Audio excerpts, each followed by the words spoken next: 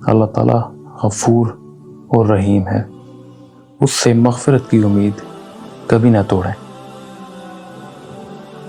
اور اپنی عبادتوں میں اللہ تعالیٰ سے مغفرت کی طلب کرتے رہیں۔ لیکن کچھ احادیث ایسی ہیں کہ جس میں اللہ تعالیٰ فرماتا ہے کہ وہ سب کو معاف کر دے گا سوائے کچھ لوگوں کے۔ تو کیا آپ جاننا چاہیں گے کہ وہ لوگ کون ہیں؟ پہلے نمبر پہ وہ لوگ ہیں جن کے بارے میں کہا گیا ہے کہ وہ مشرکین ہیں۔ یہ وہ لوگ ہیں جو اللہ تعالیٰ کے ساتھ کسی اور ذات کو شریک ٹھہراتے ہیں۔ دوسرے نمبر پہ آ جاتے ہیں المشاہن۔ یہ وہ لوگ ہیں جو دوسروں سے حسد کرتے ہیں، اپنے دل میں ان کے لیے نفرت رکھتے ہیں اور ان کے بارے میں بری نیت رکھتے ہیں۔ لیکن آج کل تو یہ بہت عام سی بات ہے، کیونکہ ہمارے دلوں میں دوسرے لوگوں کے لیے غم و غصہ، حسد اور نفرت، بری نیت اور دوسرے کو نیچا دکھانے کی چاہت کوٹ کوٹ کے بھری ہوئی ہے۔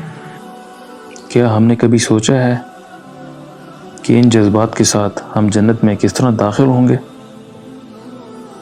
کسی کو نقصان پہنچانے سے پہلے ہم یہ تو ضرور سوچتے ہیں کہ یہ فلاں کا بندہ ہے یا اس کے تعلقات فلاں کے ساتھ ہیں۔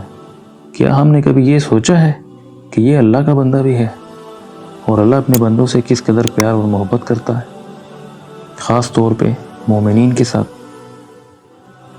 آپ کی رائے سے اگر کسی کو اختلاف ہے تو اس کا مطلب یہ نہیں ہے کہ آپ اس سے نفرت کریں، اس کو نقصان پہنچانے کی کوشش کریں۔ ایک انسان اور اچھا مسلمان ہونے کے ناطے ہمیں یہ چاہیے کہ دوسروں کی رائے کا احترام کریں اور اپنا دل ان کے لیے صاف رکھیں۔ کوشش ضرور کریں کہ رات کو سونے سے پہلے اپنا دل صاف کر کے سوئیں، لوگوں کو معاف کر کے سوئیں، کیونکہ یہ صفت اللہ تعالیٰ کی ہے۔ یا ہم نے کبھی یہ سوچا ہے کہ ہم اللہ کے بندوں کو تو معاف نہیں کرتے، لیکن اللہ سے معافی طلب کرتے ہیں؟ تو اللہ ہمیں کیسے معاف کرے گا جب تک ہم اس کے بندوں کو معاف نہیں کریں؟ تیسرے نمبر پہ آ جاتے ہیں القاطع۔ یہ وہ لوگ ہیں جو دنیاوی وجوہات کی بنا پر اپنی فیملی سے، اپنے رشتہ داروں سے، اپنے خون کے رشتوں سے رشتے ناطے اور تعلقات توڑ دیتے ہیں۔ رائے کا اختلاف ہونا بہت عام سی بات ہے۔ ایک گھر میں رہتے ہوئے ایک چھت کے نیچے دو لوگوں کے بیچ میں اختلاف رائے پیدا ہو جاتا ہے، لیکن عزت اور وقار کا دامن ہاتھ سے نہیں جانا چاہیے۔ چوتھے نمبر پہ آ جاتے ہیں العاق۔ یہ وہ لوگ ہیں جو اپنے والدین کے ساتھ بدتمیزی کرتے ہیں اور ان کی بے عزتی کرتے ہیں۔ یہاں پر وہی بات آ جاتی ہے کہ اختلاف ہونا بہت عام سی بات ہے، لیکن وہ اختلاف احترام اور عزت کے دائرے میں رہتے ہوئے ہونا چاہیے۔ There is a difference between disrespect and disagreement with respect۔ پانچویں نمبر پہ آ جاتے ہیں المدمن۔ یہ وہ لوگ ہیں جو نشے کے اور نشہ آور چیزوں کے عادی ہوتے ہیں اور ان کا اللہ تعالیٰ سے معافی مانگنے کا کوئی ارادہ نہیں ہوتا۔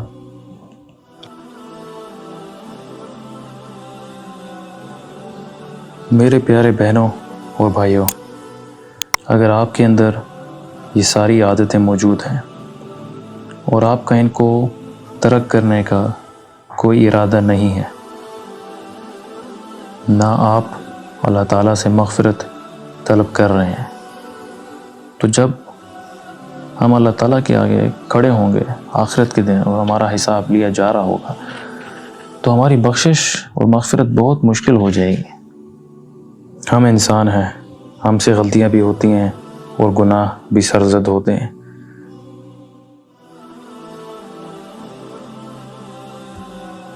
لیکن گناہ پہ گناہ کرنے سے اور مغفرت نہ مانگنے سے وہ گناہ ہماری عادت بن جاتا ہے اور پھر ہمارے دلوں پر مہر لگ جاتی ہے، اور اس گناہ میں ہمیں کوئی بھی بری بات نظر نہیں آتی۔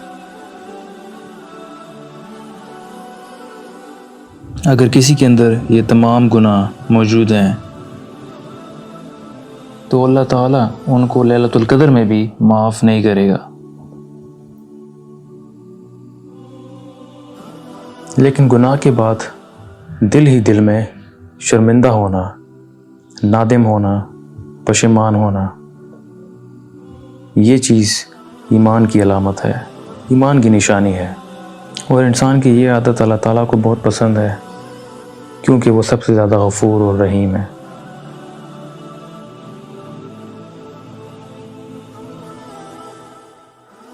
دعا میں بہت طاقت ہے، لیکن دعا کے ساتھ دوا بھی ہونی چاہیے۔ لوگوں سے آپ کہتے پھریں کہ آپ کے لیے دعا کریں، لیکن آپ خود کوئی کوشش اور پہل نہ کریں تو اس چیز کا کوئی فائدہ نہیں ہے۔ حرکت میں برکت ہوتی ہے۔ اس سے بہتر کوئی اور تحفہ آپ کسی کو نہیں دے سکتے۔ اللہ تعالیٰ کے لیے کوئی بھی چیز مشکل نہیں ہے۔ اگر وہ آپ کو بخشنے کا ارادہ کر لے تو آپ کی زندگی بدل جاتی ہے۔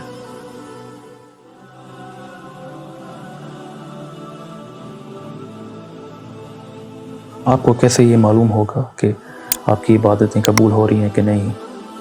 اگر آپ کی عبادت کے بعد آپ نے حج کیا ہے، آپ نے روزے رکھے ہیں، آپ نے عمرہ کیا ہے، اگر ان تمام چیزوں کے بعد آپ کی زندگی میں کوئی بدلاؤ نہیں آیا ہے، اس کا مطلب آپ کی عبادت قبول نہیں ہوئی۔ اسی طرح آپ جب اللہ تعالیٰ سے معافی طلب کرتے ہیں، آپ کو کیسے پتہ چلے گا کہ آپ کی معافی قبول ہوئی ہے یا نہیں؟